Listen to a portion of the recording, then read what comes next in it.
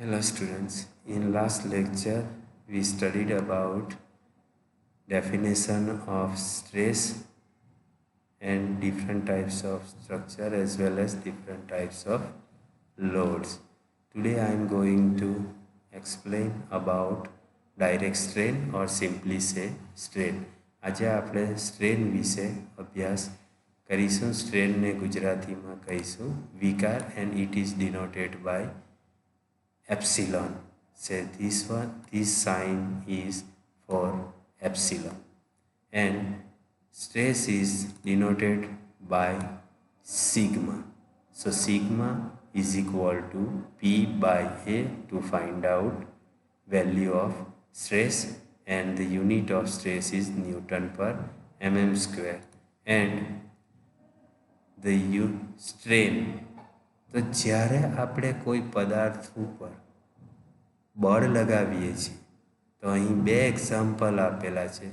એક એક્ઝામ્પલની અંદર you can apply tensile force and in another example you have to apply another type of force, and that is compressive force.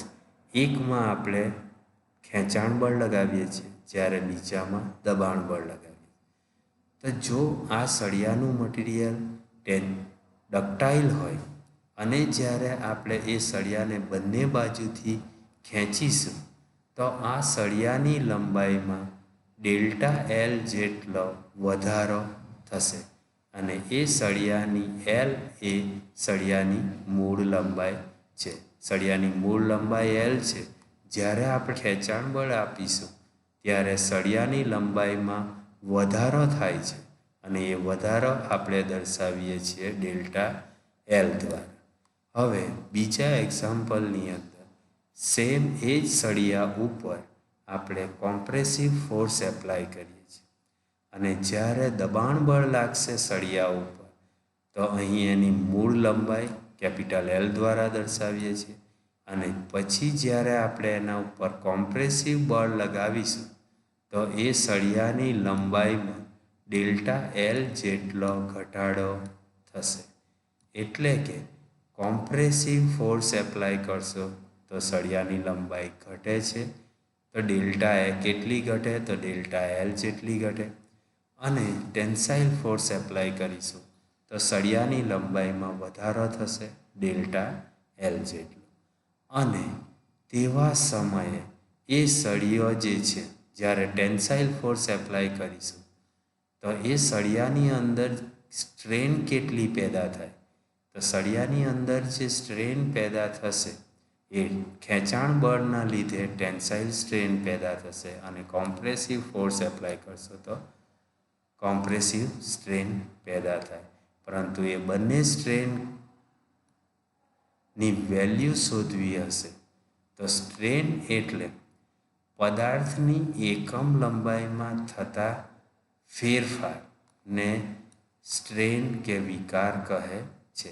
તો પદાર્થની એકમ લંબાઈ છે capital L, અને લંબાઈનો એકમ મીટર અથવા સેન્ટીમીટર અથવા મિલીમીટર લઈએ તો પદાર્થની એકમ લંબાઈ એલ છે, અને એના ઉપર જો આપણે ટેન્સાઇલ ફોર્સ એપ્લાય કરીશું તો એ લંબાઈ વધે, અને જો કોમ્પ્રેસિવ ફોર્સ એપ્લાય કરીશું તો એ લંબાઈ ઘટે છે.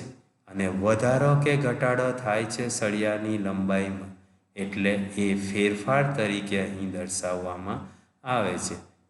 So it change in the length of bar is either if you apply tensile force the length of this bar is increased, and in case of compressive force length of this bar is decreased.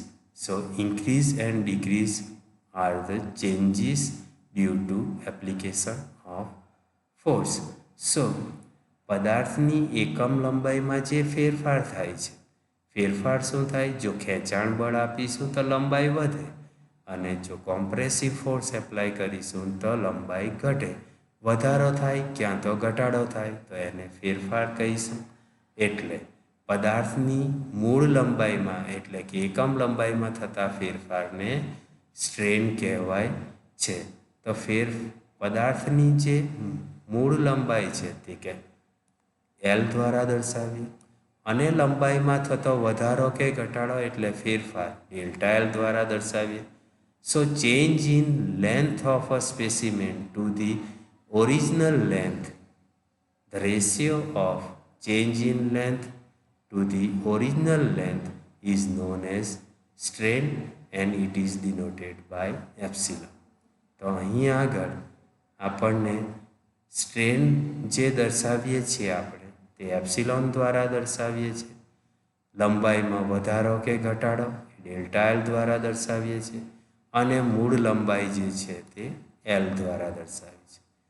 તો મૂળ લંબાઈ જે છે તેનો એકમ તરીકે આપણે millimetre લઈએ. સળિયાની મૂળ લંબાઈ આજે આપણે માપીએ એ મિલીમીટરમાં માપી લીધી અને જ્યારે ખેંચાણ કે દબાણ બળ આપીએ ત્યારબાદ એની લંબાઈમાં જે વધારો કે ઘટાડો થાય તે પણ આપણે મિલીમીટરમાં જ મેઝર કરીશું કે કેટલા મિલીમીટર લંબાઈ વધી કે ઘટી. અને મિલીમીટર અંશમાં છે અને મિલીમીટર છેદમાં છે. ન્યુમેરેટર અને ડિનોમિનેટરમાંથી mm કેન્સલ થશે. સો સ્ટ્રેન ઇઝ યુનિટલેસ. તો સ્ટ્રેનને એકમ હોતો નથી કારણ કે અંશમાંથી અને છેદમાં બંનેનો એકમ એક સરખો હોવાથી કેન્સલ થાય છે અને તેના લીધે સ્ટ્રેનનો એકમ હોતો નથી. જેવું મેં તમને સ્ટ્રેસની અંદર સમજાવ્યું કે સ્ટ્રેસમાં એપ્લાઇડ ફોર્સ જે છે તે ન્યૂટન અને એરિયા મિલીમીટર સ્ક્વેર અને અંશમાં ન્યૂટન છે અને છેદમાં મિલીમીટર સ્ક્વેર છે, જેના લીધે સ્ટ્રેસનો એકમ બને છે ન્યૂટન પર મિલીમીટર સ્ક્વેર. તેવી જ રીતે સ્ટ્રેનનો એકમ આપણે શોધીએ તો ડેલ્ટા એલ પણ મિલીમીટરમાં મપાય છે અને ઓરિજિનલ લંબાઈ છે તે પણ મિલીમીટરમાં મપાય છે અને અંશ અને છેદમાંથી બંનેમાંથી મિલીમીટર કેન્સલ થશે કારણ કે ડેલ્ટા એલ લંબાઈમાં થતો ફેરફાર મિલીમીટરમાં મેઝર કરીએ છીએ. મૂળ લંબાઈ એલ જે છે તે ફરીથી એમએમમાં મેઝર કરીએ છીએ. એ એમએમ અને એમએમ કેન્સલ થતા હોવાથી સ્ટ્રેનનો એકમ હોતો નથી. તો સ્ટ્રેન જ્યારે શોધીશું ત્યાં બાજુમાં કોઈ એકમ લખવામાં આવતો નથી. Now we will see another topic and that is types of stress. So types of stresses are, one is tensile stress, another one is compressive stress, third one is shear stress, fourth one is torsional and last one is bending stress. તો તમે અહીં જોશો જુદી જુદી પ્રકારના સ્ટ્રેસના નામ લખ્યા છે. તો એ કંઈક તમને જ્યારે મેં તમને ટાઈપ્સ ઓફ લોડ અથવા ટાઈપ્સ ઓફ ફોર્સિસ સમજાયું એ નામને જ મળતા આવે છે કે જ્યારે કોઈ પદાર્થ ઉપર ખેંચાણ બળ લગાવીએ તો એ પદાર્થમાં જે સ્ટ્રેસ પેદા થાય એ સ્ટ્રેસને આપણે કહીશું tensile stress. Because load which is applied on this specimen is tensile types of load. That's why the stress which is set up in this material is tensile stress. કે પદાર્થ ઉપર જ્યારે ખેંચાણ બળ આપશો તો એ પદાર્થમાં જે સ્ટ્રેસ પેદા થશે એ સ્ટ્રેસને ટેન્સાઇલ સ્ટ્રેસ કહેવાય છે. સેમ એ જ રીતે જ્યારે પદાર્થ ઉપર કોમ્પ્રેસિવ ફોર્સ એપ્લાય કરશો તો કોમ્પ્રેસિવ ફોર્સ એપ્લાય કરતાં દબાણ બળ લગાવતા પદાર્થની અંદર જે સ્ટ્રેસ પેદા થશે અને એ સ્ટ્રેસને દબાણ બળ એપ્લાય કરીએ છીએ એટલા માટે એ સ્ટ્રેસને કહીશું કોમ્પ્રેસિવ સ્ટ્રેસ. અને આ ટેન્સાઇલ અને કોમ્પ્રેસિવ સ્ટ્રેસ જે છે જે પદાર્થનો જે ક્રોસ સેક્શન ગોળ છે એને લંબ આપણે બળ લગાવીએ છીએ. નોર્મલ અથવા તો લંબ ટેન્સાઇલ હોય કે કોમ્પ્રેસિવ હોય એ પદાર્થના ક્ષેત્રફળને ટેન્સાઇલ ફોર્સ કે કોમ્પ્રેસિવ ફોર્સ બંને લંબ લાગે છે. એટલા માટે લંબ એટલે કે નોર્મલ એટલે કે 90 ડિગ્રી. તો ટેન્સાઇલ કે કોમ્પ્રેસિવ ફોર્સ, જે પદાર્થના આડછેદ ઉપર એ બળ લંબ લાગે છે, એટલા માટે ટેન્સાઇલ સ્ટ્રેસ અને કોમ્પ્રેસિવ સ્ટ્રેસને નોર્મલ સ્ટ્રેસની અંદર સમાવેશ કરવામાં આવે છે. So tensile stress as well as compressive stress are two types of normal stresses.